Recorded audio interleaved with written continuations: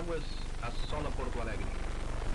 Guaíba, rio que banha a capital do estado do Rio Grande do Sul, cresceu com as chuvas torrenciais que há um mês caem impiedosamente sobre todo o território estadual e inundou as ruas e bairros inteiros da metrópole.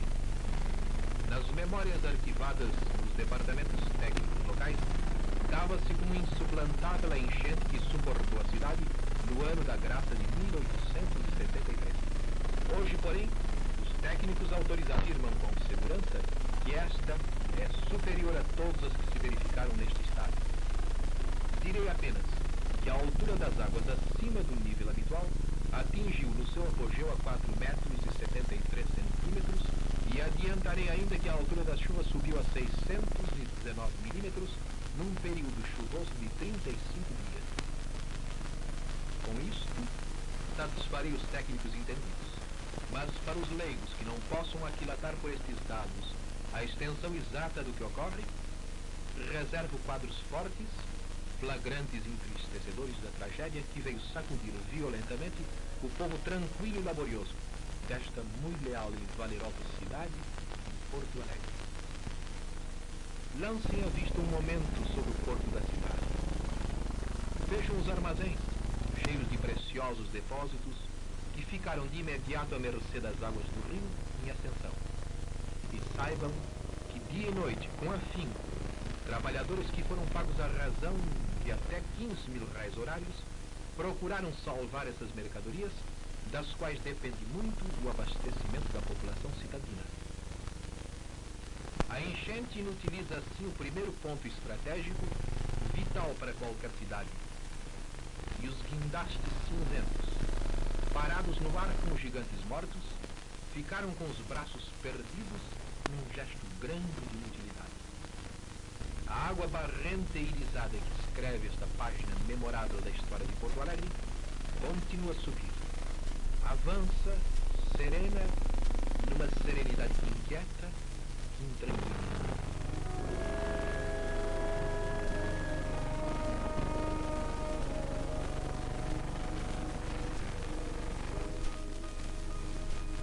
Passeio de bote pela Avenida Mauá, que é a artéria que dá o escoamento do movimento portuário e fluvial. Tem um aspecto de lagoa enorme. Sua impraticabilidade é um problema para a navegação de cabotagem, que ela serve em tempos normais. Vejo importantes repartições públicas situadas na Avenida Mauá, já invadidas pelas águas. A Guarda-Moria da Alfândega, a Secretaria da Fazenda e a de Obras Públicas que fica ao fundo. Órgãos imprescindíveis da administração pública impossibilitados de funcionar.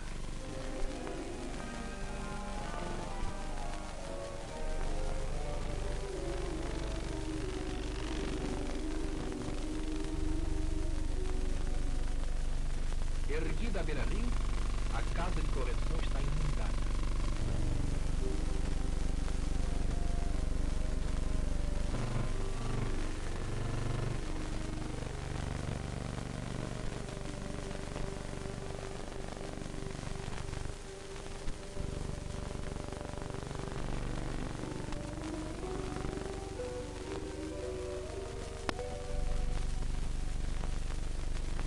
Ao lado do presídio, assisto ao desastre provocado pela água nas oficinas de garagem do Departamento Autônomo de Estradas de Rodagem. O expediente, porém, não sofre interrupção. Prossegue, se bem que provisoriamente, em plena praça pública. Utilizo-me de variados meios de transporte para colher de perto os flagrantes do flagelo nos bairros de São João e Navegantes. Informam-me que 50 mil pessoas, na sua quase totalidade operários, foram transportadas apressadamente com tudo que possuíam de mais valioso, levando ainda uma profunda tristeza e resignação. Foram para os acolhedores abrigos que o governo lhes preparou.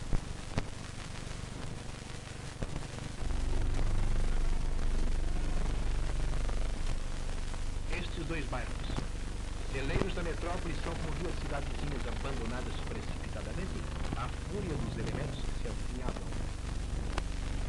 Um ar de tristeza apavorante cerca de luto este quadro desolador.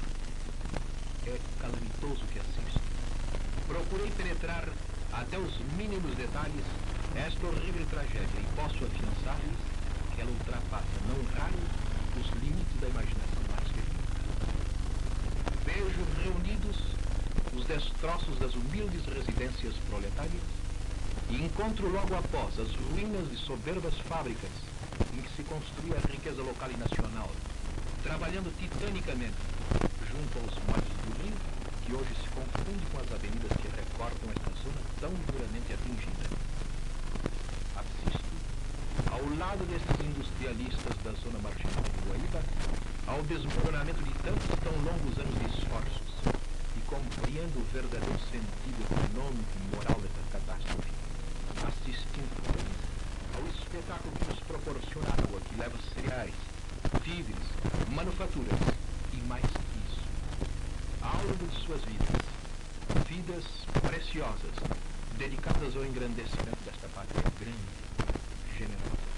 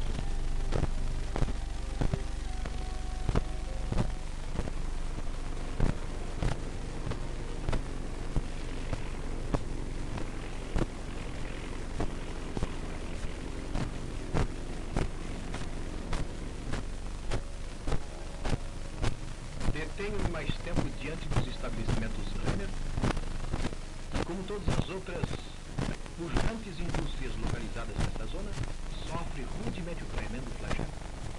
Estou diante de um dos mais audaciosos empreendimentos da perseverança humana.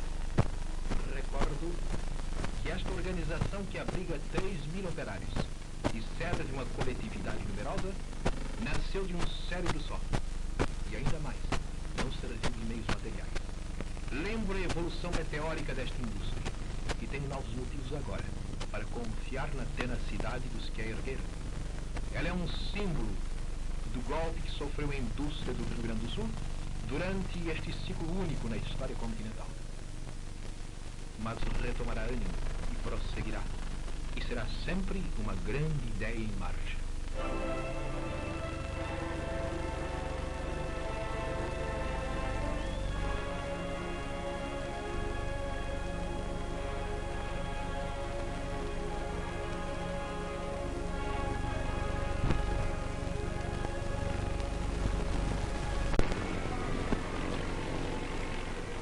Navego novamente em Voluntários da Pátria para atingir a estação central da aviação férrea do Rio Grande do Sul. É daqui que partem, em épocas normais, os trens que percorrem diariamente a extensa rede ferroviária do Estado, dinamizando o comércio e a indústria de todo este território, pelo transporte incessante das matérias-primas, desde de origem até os locais em que são aproveitadas.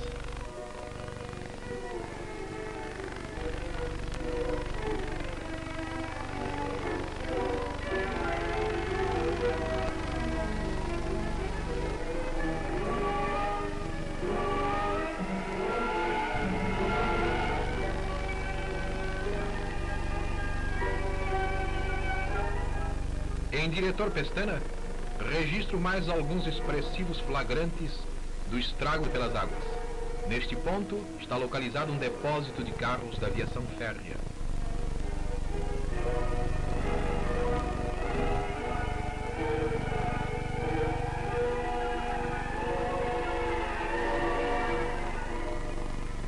Máquinas poderosas, inúmeras locomotivas, sobre cujo trabalho repousa o escoamento da produção de todo o Estado, permanecem agora como verdadeiros cavalos de ferro, imobilizados diante da força avassaladora dos elementos. Deparo mais um quadro sugestivo. O aeródromo federal parece mais um mar que um campo de aterragem. Aproximo-me dele, pilotando uma lancha motor, pois a altura das águas assim o permite. Parece incrível, mas estou navegando em pleno campo de pouso de aviões.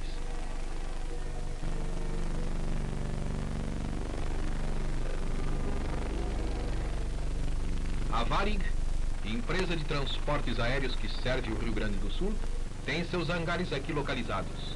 Agora foi levada a transferi-los para o aeródromo da Air France, em Gravataí, a fim de nos suspender seu tráfego com o interior.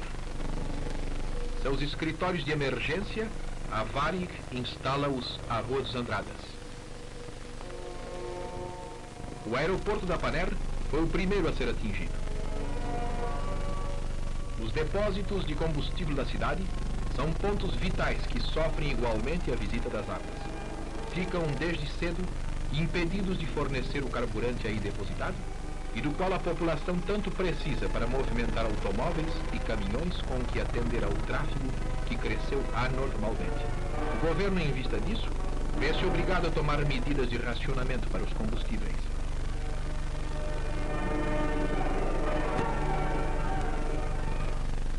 Racionada a gasolina, imobiliza-se enorme quantidade de veículos pelas ruas não atingidas da cidade.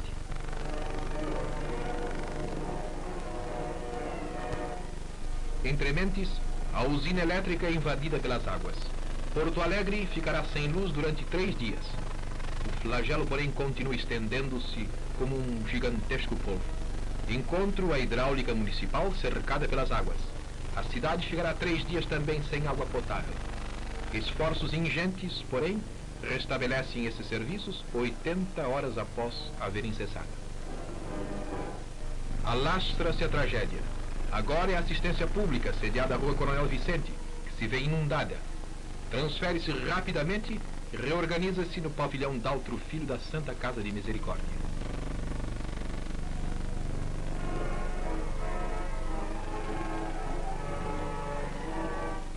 Encontro a Prefeitura Municipal abandonada. Seus departamentos mais importantes tiveram de situar-se no Palácio do Governo do Estado. Navegando sempre, ora em bote, ora em lanchões, logo mais em seguros caiques, chego à Praça Senador Florencio, o coração da metrópole.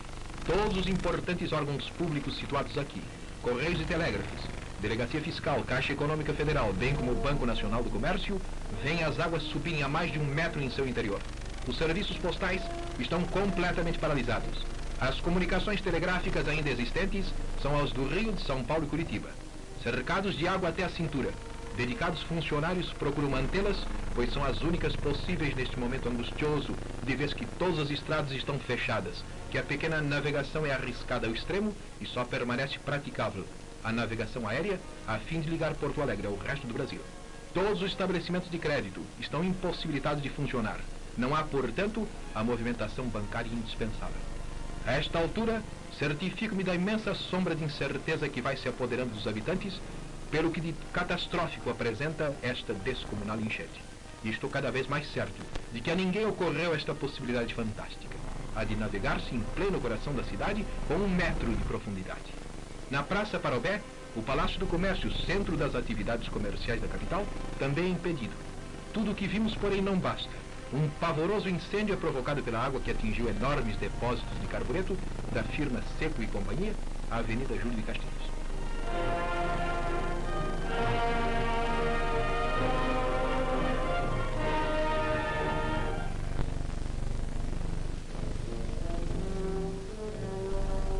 Novamente em Gravataí, registro este aspecto dos frigoríficos aí localizados.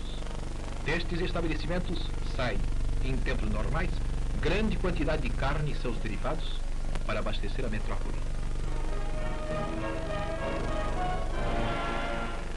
Na Vila Assunção, começara a Prefeitura Municipal há meses atrás a construir providencialmente um ponto de atracação para o ferry boat que dentro de pouco tempo unirá a capital aos municípios fronteiros. Digo providencialmente porque agora foi transformada a obra em execução num porto de emergência que permite não faltarem à cidade gasolina, leite e carne. Estabeleceu-se um tráfego incessante entre a cidade e os municípios vizinhos, assegurando-se assim o abastecimento regular de Porto Alegre. Vou encontrar também a Rua Sarmento Leite, antiga Conceição, mais um pitoresco porto de emergência. Há muitos outros instalados como estes, bastante movimentados, situado a Rua Ramiro Barcelos.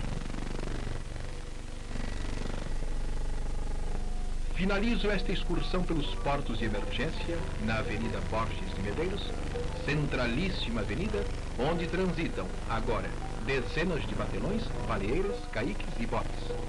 Estes flagrantes dizem eloquentemente das proporções exatas desta memorável inundação.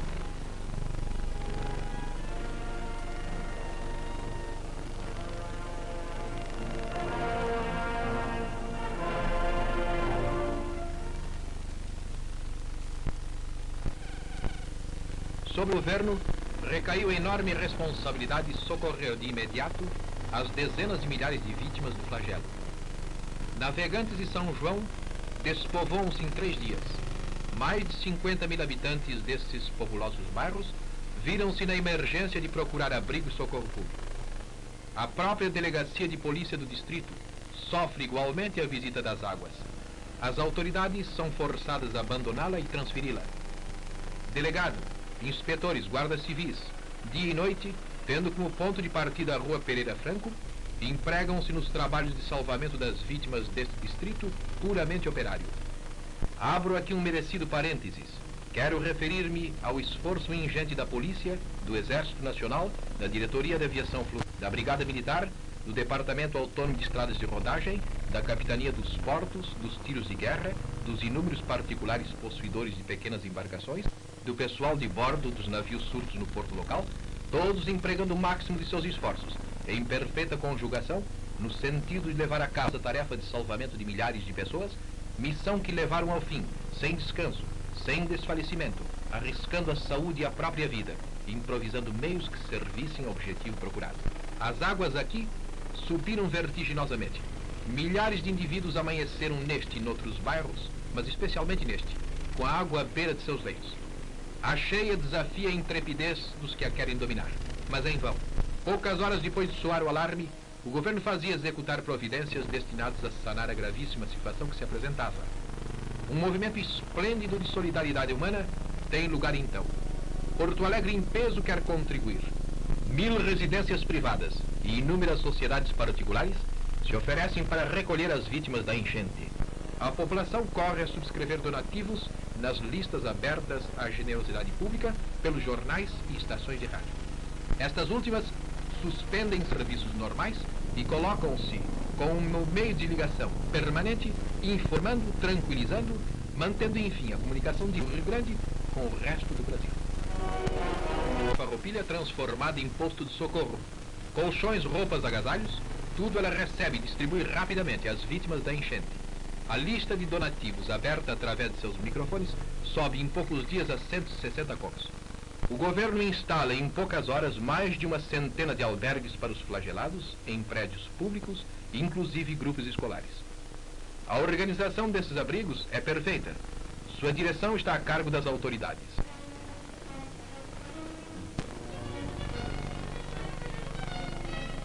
Equipamento militar de cozinha serve às necessidades da preparação de alimento para as 20.000 pessoas que o Estado abrigará enquanto perdurar a inundação de seus lares.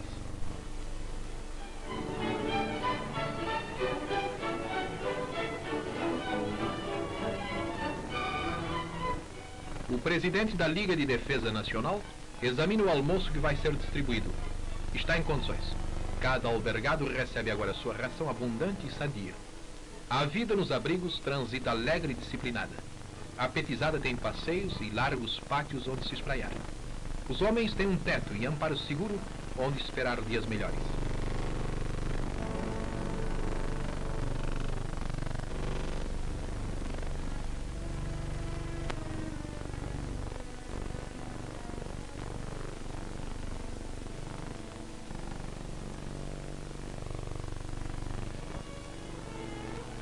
Aos 90 anos, vovô precisou mudar de casa provisoriamente, mas é um homem forte e resoluto. No ginásio Anchieta, bem como em todos os outros estabelecimentos de ensino da capital, agasalham-se os flagelados. Este é um dos postos de maior movimento. Cerca de 800 pessoas são entregues aos cuidados dos padres jesuítas. Famílias inteiras instalam-se nas salas de aula deste vasto colégio. Realizam os padres uma centena de batizados e vários casamentos. A tragédia aproximou muitos seres.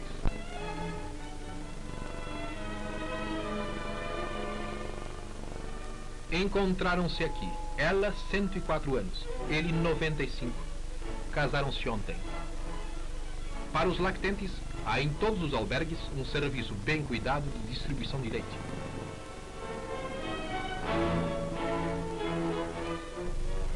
Visito outro abrigo.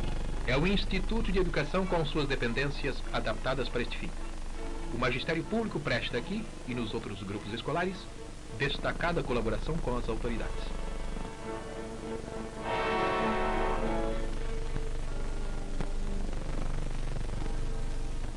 Dona Vani Cordeiro de Farias, digníssima esposa do interventor federal, acompanhada de inúmeras damas da mais alta sociedade porto-alegrense, percorre diariamente os diversos postos de socorro, levando às vítimas da enchente auxílios pecuniários e conforto moral da sua solícita assistência.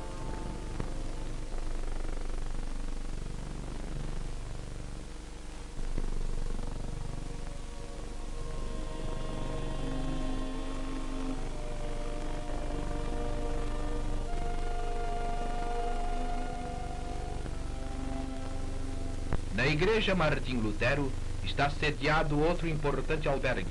Também aqui pode-se observar a perfeita organização dos serviços que o Estado organizou com carinho.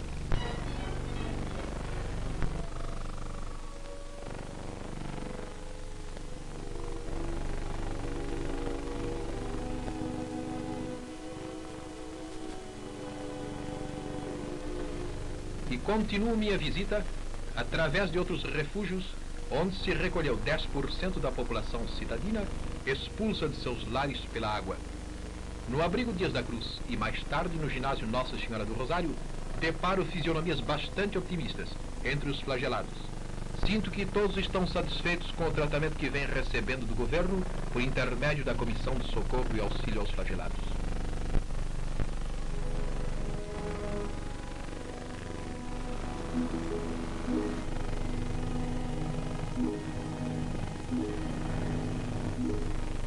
Testemunho mais um comovedor espetáculo de solidariedade na Casa de Correção de Porto Alegre. A padaria do presídio mobilizou várias dezenas de detentos que agora trabalham diuturnamente no preparo do pão que consomem os flagelados recolhidos nos albergues públicos. Saem daqui 30 mil pães diariamente. E que pães saborosos!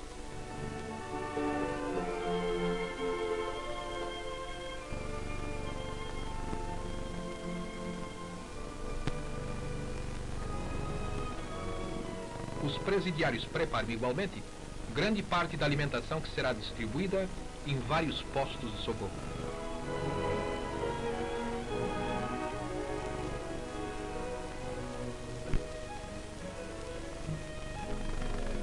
Quando declinam as águas, alguns abandonam os abrigos e voltam às suas casas. Enquanto, porém, reorganizam suas vidas, o governo continua a prestar-lhes apoio e assistência. Todas as famílias recebem uma determinada quantia em dinheiro e diariamente podem recorrer a estes postos distritais, onde são entregues, de acordo com as necessidades de cada um, os víveres, gêneros, etc., precisos para sua manutenção. Noto que tudo é dado com fartura. Os gêneros são de primeira qualidade. O governo amparou devidamente o povo da cidade bicentenária.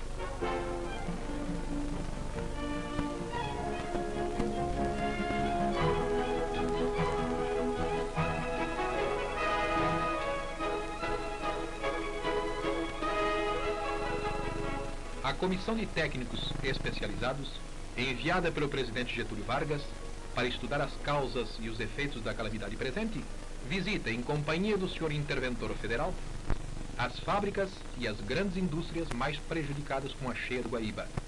A comissão estudará detidamente os problemas agora criados para a economia rio-grandense e apontará depois ao chefe da nação as medidas destinadas a devolver ao Rio Grande do Sul o equilíbrio que esta tragédia veio destruir. A fábrica Renner é uma das que, em primeiro lugar, recebe a visita da comissão. A altura que a água atingiu neste interior foi de 2 metros e 30 centímetros, cobrindo dessa forma o valioso maquinário, bem como os quadros de distribuição da energia elétrica. Muito tempo será preciso para que este baluarte da indústria rio-grandense esteja novamente em condições de funcionar regularmente.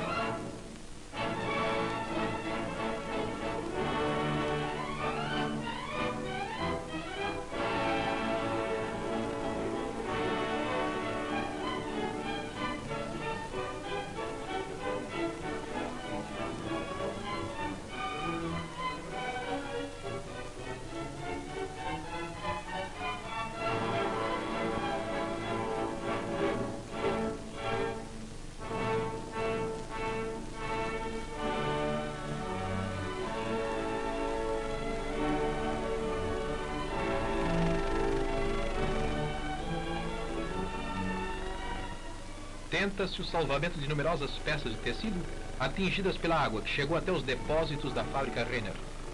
Além das casimiras já prontas para o consumo, a água deteriorou os grandes depósitos de linho da mesma indústria.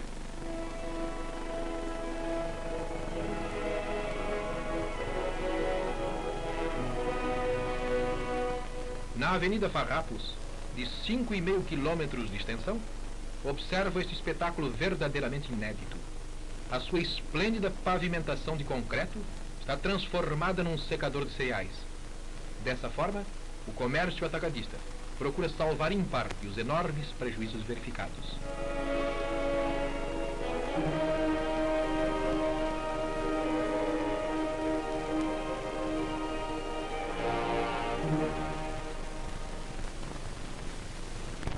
Novamente a bordo de um avião, dirijo-me ao bairro do Menino Deus.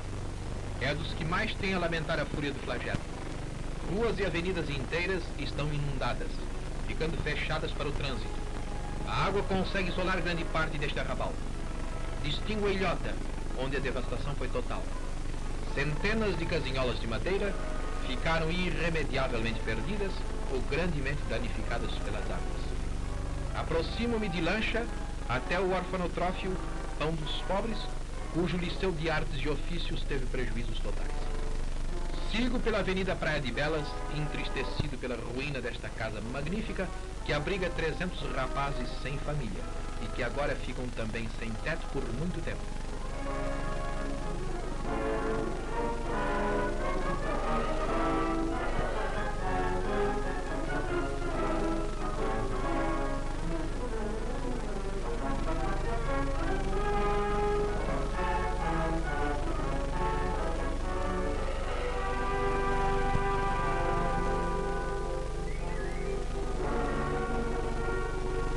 Descortino os quartéis dos batalhões de caçadores da Brigada Militar e outras dependências dessa briosa força desalojada pela água. Esta é a Avenida Getúlio Vargas. Encontro-a inundada no trecho compreendido entre a Praça Garibaldi e a Rua Marcílio Dias.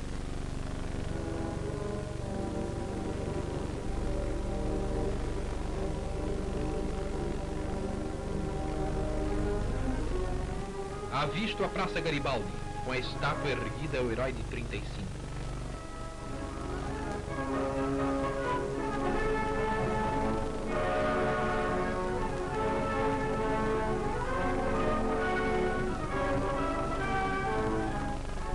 pitoresca Rua da Margem, das mais tradicionais de Porto Alegre, oferece este aspecto realmente desolador.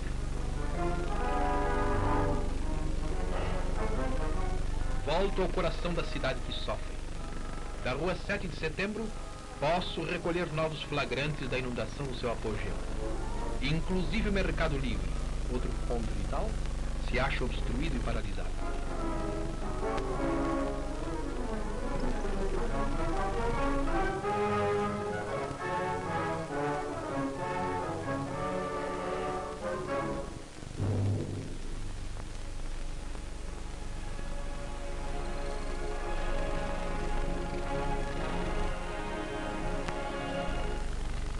Servindo-me de variados meios de transporte, atinjo a Avenida Júlio de Castilhos e mais tarde a Rua Voluntários da Pátria, artérias de vários quilômetros de extensão.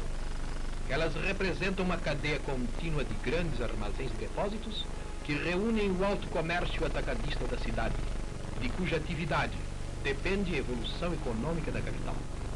E sou levado a concluir que a grande enchente que ora avassala Porto Alegre não determina apenas danos individuais e domésticos.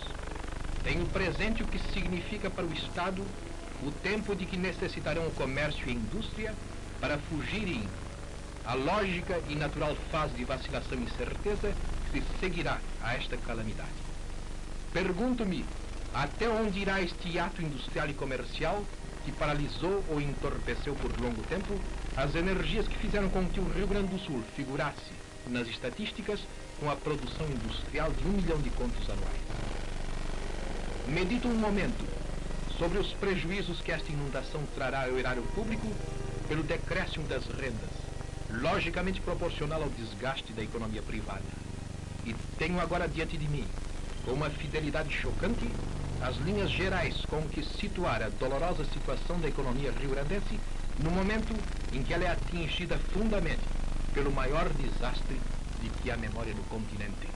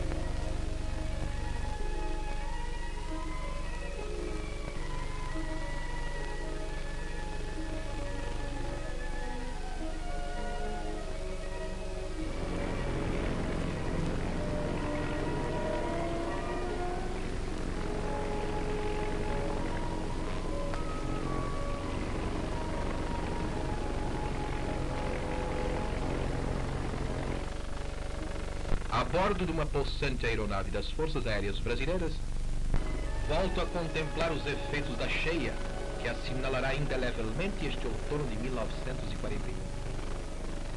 A esta altura, Porto Alegre não é facilmente reconhecível. Lá embaixo, trabalha-se com energia para restabelecer o equilíbrio de atividades necessárias à vida da metrópole flagelada. Luta-se muito, multiplicam-se os esforços. Reage-se finalmente, cada um de acordo com a circunstância, mas todos à altura da situação.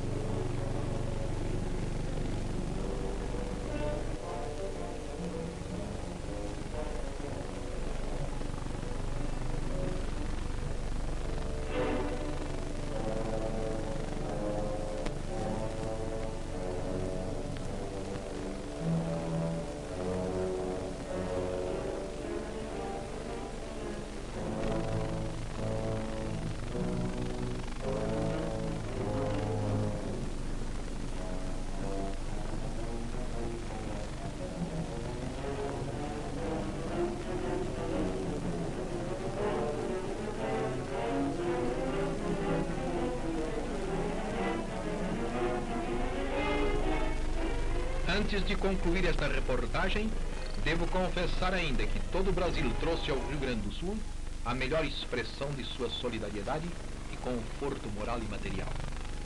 De todos os recantos deste imenso território, chegam diariamente às mãos do governo palavras de amizade e de carinho. E não só isso, mas auxílios valiosíssimos têm vindo até do exterior. O governo e a população estão comovidos com gestos de simpatia e solicitude que vêm recebendo de várias nações amigas. E a chegada a Porto Alegre de Sua Excelência o Sr. Arthur de Souza Costa, ministro da Fazenda, bem como de uma comissão de técnicos especializados, enviados por Sua Excelência o Presidente Getúlio Vargas, é outro penhor da objetividade com que é encarado este grave problema.